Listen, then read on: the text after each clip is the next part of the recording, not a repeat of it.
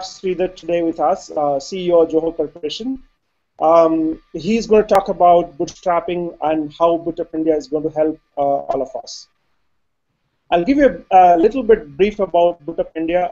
It's a program where we intend to celebrate bootstrapping and support selected startups for a year through various activities. The key benefits include structured group mentoring, media visibility, and many more. You can check it out, bootstrapindia.net for more details. Without any further ado, I would like to basically discuss things with Sridhar. Sridhar, you have been the poster boy for the bootstrapping ecosystem in India. Please give us a glimpse of you and your journey in the early days where you didn't even have 100 customers at that point in time. We'd like to hear your story and get inspired from what you have done with Zoho. So, the reason we bootstrapped is because we didn't really have a clear, concrete idea of what we were going to be doing, what markets, how we were going to make it a business, how we were going to make money. None of those were very clear. It was simply like setting out on a journey without exactly knowing what the destination is going to be.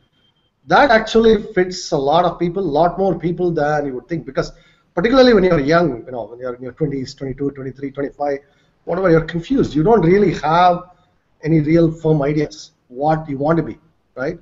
That's how it was for us. I would think when you are starting out that way, bootstrapping is an excellent choice because it lets you figure out things along the way rather than kind of force to follow a certain pattern. I mean, and you have to remember, whenever you take money from someone, there's always the clock ticking for them. They have to show an ROI. They have to show their internal IRR, internal rate of return, or whatever. And the clock starts ticking. But maybe, when you're 23, you don't want the clock to be ticking on you. So, which is why bootstrapping is an excellent idea. How was your story when you were starting up? You didn't have, suppose you started with a 0 customer when the day you started. How was the journey? How difficult it was for you to achieve the first 100 customers? That probably our fellow entrepreneurs would love to hear from you. It's a really good question. Finding that first customer or the first 10 or first 100, that's the hardest part of any of this. In fact, finding one paying customer is really hard in anything you do.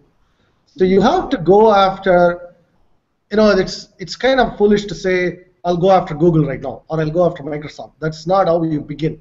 Because when you're nobody, really it's not like anyone is going to trust you with their business. That's just the reality. So it is always good to find those opportunities where maybe there's a neglected market segment, there is something that's not addressed by the big players, there's a sort of overlooked opportunity. That's what you have to be looking for. Or an angle. I mean, it might be a technology that is common, but maybe you're approaching a customer who hasn't had access to the technology, or who simply haven't thought about all this. In our case, a good example is we had this network management technology, but we chose not to go after the big players in the market. That would have been really hard. Instead, we went after OEMs. Really, printer manufacturers were one of the early ones. And those printer companies did not have access to that kind of technology before. So they ended up becoming good OEM customers for us. Right. That's how our journey began. The first 5-10 customers were all in such spaces, printers, that kind of equipment, which they didn't have access to the software. We provided them that software at a good, affordable pricing. So you identified the gap and you went after that. Exactly. Yeah. So coming back to how people believe around the general impression on bootstrapping, many people believe bootstrapping is just a state before the funding, right? In your case, bootstrapping was something that you adopted by conscious choice, or you thought that is the only way to go about it? Yeah, it was. I would say initially bootstrapping was kind of the only choice for us because as I said, we are setting out on a journey where we don't know where we are going, what the destination is, all of that. But once we got going, kind of started liking it because there's so much freedom. You can do whatever you want. Once you start making a little bit of money, you can say, hey, I will choose to go in this. We were not a cloud player to begin with. 15, 17 years ago when we got started, we had nothing to do with the cloud. But today we are a leading player in the cloud. The company has evolved The name has evolved. The people have substantially remained the same. That we hold on to our employees. We hire people for the long haul. So our people adapt, learn. That has been an excellent journey. If we had taken investment, we would have had to worry about an exit or a liquidity for that investor. That would kind of, change our culture. That's why we didn't do it. Excellent. So that brings to a typical question. If the current situation, if you have to restart Zoho, do you think that it is feasible to do or scale to a level where you are today without taking any external fund? Well, that's kind of a trick question. It won't be. We won't be. If I were to start right now, I wouldn't do the Zoho the way we are doing it right now. Too, you'll have to adapt to the current circumstance. Remember, Zoho itself was born about 8 years ago when the cloud was not as well formed as it is today. It's a lot more, mature and competitive ecosystem. So it's not meaningful to say you can just build Zoho again starting from scratch today. In exactly the same way, you would not want to build a Windows operating system today. That's not where the opportunity is. So you will have to look for opportunities elsewhere, neglected corners, and like what I said. So there is clearly opportunity at any time you can bootstrap. It's not, because I always say 50 years from now, 100 years from now, 200 years from now, there are going to be entrepreneurs. There are going to be businesses born. So there's always going to be opportunity, but you just have to look harder. You have to find where that is. And right. Cloud is something that we found about 8 years ago. Right. So that's very interesting. Basically, you need to see where it is possible, where the fitment is there, and accordingly go after that. Exactly. But that brings to a very natural question to me. Do you think that if you would have taken external funding, 8 years before, maybe the Salesforce would not have happened. Maybe the Zoho would be the Salesforce. Maybe you would have been a much bigger company than what you are today. It's possible, but I totally concede that's possible.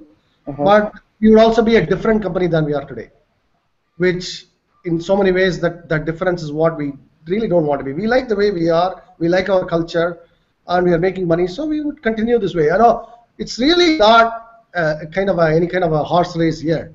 Salesforce could exist, we could exist, we would do fine. And it's also, remember, all these wins and losses all determine the long haul, not in 5 years or even 10 years. It will be 20 years, 30 years. In that sense, you notice that Apple lost, and now they have won. They have comprehensively won against Microsoft now. They lost. So who won and who lost? Who can say that, So. Right. No, I got your point there. So now, I think we have a fair idea about your journey, and we'd like to talk about a little bit on BootUp India. You have been a jury member for BootUp India, and we'd like to understand what motivated you to agree to this program and participate.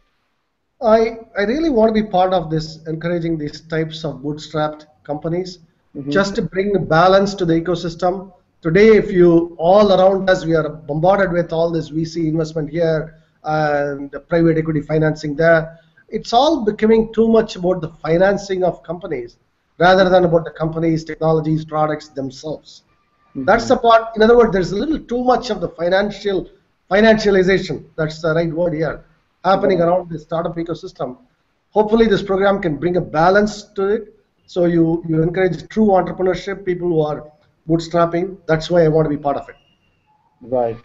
So what is the key benefits that you think the startups will get out of this program? It's really that first that they have to realize they're not alone. Because one of the things any entrepreneur faces is, we are all alone.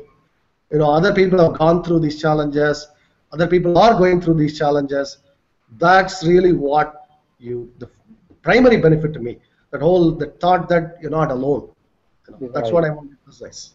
Yeah, basically celebrating the bootstrapping as a pathway to success, right? Is all that about, and basically staying together. That ecosystem will bring a lot of value, right? Right. But so how do you personally think that you will get benefited out of this program? There is a psychic benefit of seeing people succeed. You see someone and you mentor and you coach and they succeed. That's actually exactly the same thing that we do in Zoho University program. It's really the kind of psychic benefit you get from these young people blossoming into really professionals, engineers who get some serious things done. That's a psychic benefit. I want to see these fledgling small companies grow up, and it's also good for India. India needs a lot more employers, a lot more investment, a lot more jobs, and this is a crucial part of that, in my opinion. Excellent. So we talked about a little bit of a bootstrapping ecosystem from now.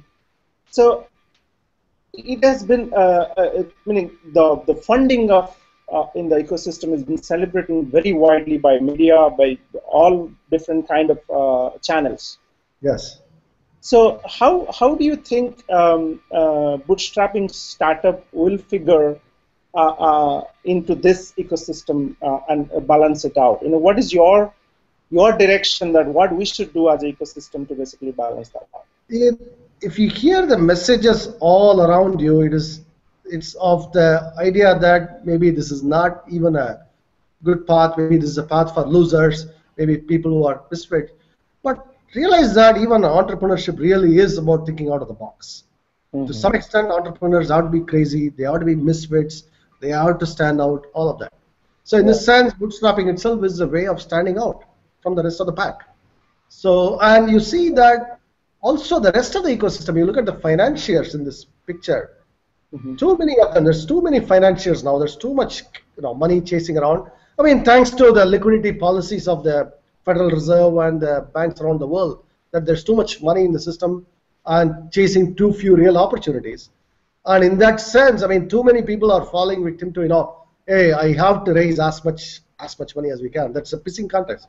But the real measure is your revenues, your profitability, your employment. All of this is what I consider as real measures. So I want to emphasize that. I want to bring that balance to the ecosystem. Excellent. So this particular year, we're focusing on ISME, which is Indian SME. If you have to give, you have to give a top 5 priority these entrepreneurs should focus on, what do you think that would be? The first and foremost, I would emphasize that any business should aim to be world class. Benchmark yourselves against, you may only address the Indian market, but still it behoves to learn what are the best practices, best approaches globally in that particular segment, and learn from it, because India really needs to, we have to advance our capabilities, both in manufacturing, in services, any of this. And that can only happen by benchmarking ourselves. It would even help to compete globally, but in a very small company, maybe that's not an immediate easy choice. But at the very least, learn from the best. Go to Singapore, Switzerland, seek inspiration from how a similarly situated company would do it in Switzerland, in Singapore, and apply those concepts here, because that's what we really need in India right now. That's, I would say, my first and foremost would be learn from the best, apply those principles here, right here in India. Right. So that's the opening. That if they focus on that, they probably could navigate what best they can do for the Indian customers. Yeah. Right. Right. Yes. So anything? Go ahead. Yeah. So if you start with that focus, then immediately you also, as a byproduct, you become globally competitive. In future, you have to step out of India to seek markets. The fact that you are already globally competitive, you benchmark yourselves against the best, it allows you to now scale up globally.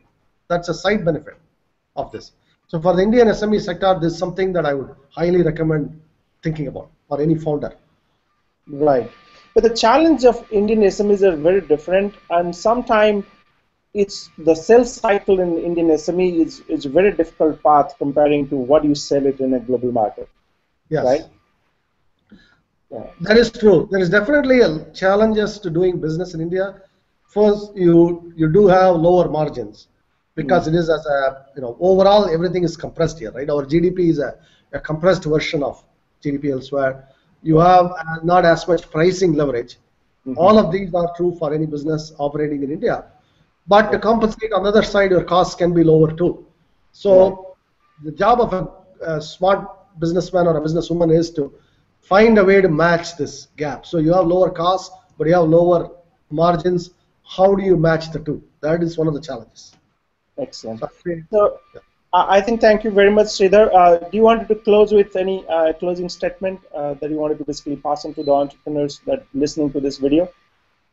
yeah, I would say, this is a great time. I see tremendous growth in India in the next 10, 20 years. We are poised for a lot of growth ahead, simply from a lot of factors: demographics, spread of education, rising college population, college age, college going population, a lot of these, and an aspirational middle class coming up, which we saw in these elections recently. All of these point to, and a government now that gets it. Development is a key goal for our new government, and all of these point to a decade or more of really growth ahead in India. So this is a really good time to be Indian, good time to be in Indian in business today. That's Yes, my message. I agree. I think it's a good time to become an entrepreneur, and if you're in college, probably there's the right time to start. And we as a Bootstrap India, this is the 15th of September is the last day, 5 days from now. Please check out bootstrapindia.net and apply as quick as possible. Thank you, Sridhar, and thank you all for listening. Thank you.